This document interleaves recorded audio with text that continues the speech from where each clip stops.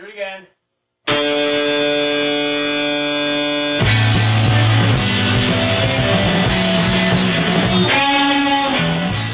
wanted to ask you about the Good Time game. How did that get started? Was it to release your guys' material? Well, Nick can tell you about the original Good Time game. I wasn't even there for that. The original Good Time game was a soccer practice, and it was going to be a club that we formed. We wore shirts and went out to whatever we did in middle school, pizza parlors or some of the parties, whatever. Skating rinks, skate land. I can't remember. Cool parties, real cool parties. And that was a Good Time game. We were going to wear shirts that said Good Time games. Yeah. And then, flash forward, 4 years later or something, and I think I was reading about the Misfits, I think was the band, and just the phrase that they put out their first EP on their own label that really jumped out at me. That was kind of the first time I really thought about that. And we were starting, You can do that. yeah, we're like, oh yeah, I suppose you can do that. You don't need someone else to do it for you. And we were about to make our first record around then. And I was in a couple other bands, as I still am.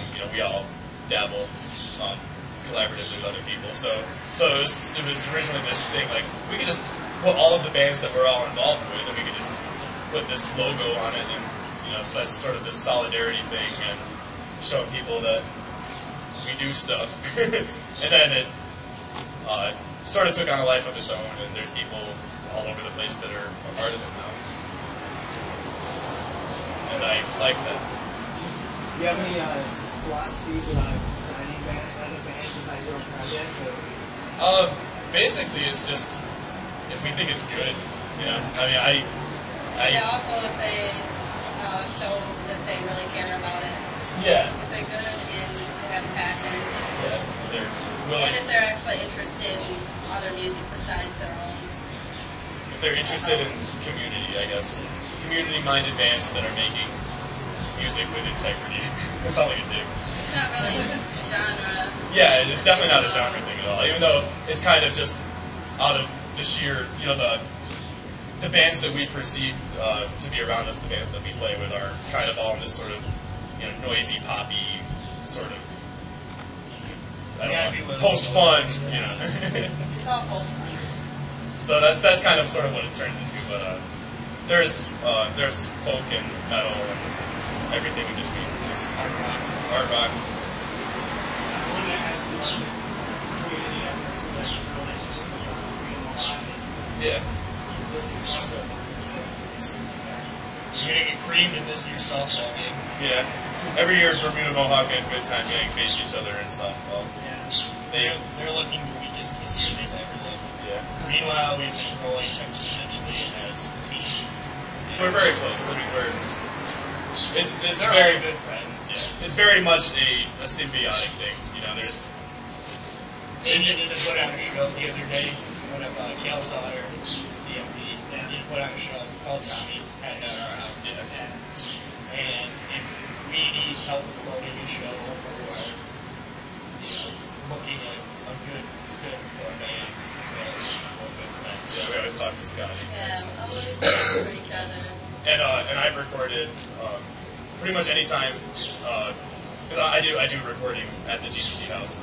Pretty much any time that a BFP band needs a hand with recording, we're always there to do that. And then Kale always helps me with putting packaging together and recommends print shops to me and stuff. So it's basically one giant gray area. The BFP GGG thing. It's good. I think we have a lot of the same.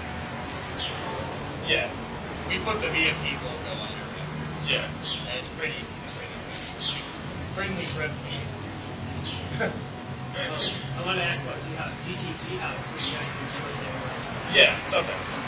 The last show there was bigger than we're used to, and the police showed up, so... Some guy had a pistol, he told me about it, in a not very friendly way.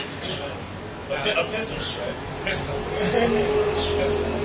But, yeah, we do shows there. Yeah, it's just kind of a home base, I guess, for a lot of the GTG stuff. Yeah. A lot of bands practice there. What kind of bands have you said you recorded there? What kind of bands have you recorded there at the beginning? just did Josh Davis Green. Yeah, Josh Davis Green is the current project, and Frank and Ernest I'm mixing that right now. Those are actually two bands that are going to be released by both BMP and GTG. I recorded pretty much every GTG band at some point or another. And then outside of the roster, I've recorded Mr. Den on Doomsday and Feel Good Violence, or two other bands. I just recorded a track by Honolulu from New Jersey while they were in town, which is a lot of fun, getting to see them in the studio. You get a lot of bands from out of state, or recording-wise? Yeah. Or, From the U.S. they were the first one, but hopefully now we have a split with them, and hopefully people will hear that. Has any bands ever contacted you about that? Not out of state yet, but I haven't really too much too fast too soon. That was an old New Jersey, but they broke up. It sucks. It was awesome. But they kind of turned into hospital. So I haven't really set out the feelers for that too much, but many out-of-state bands see this. You know, I like to record bands as they sound in a room. No bells or whistles or special effects. And I like hugging and kissing in recordings.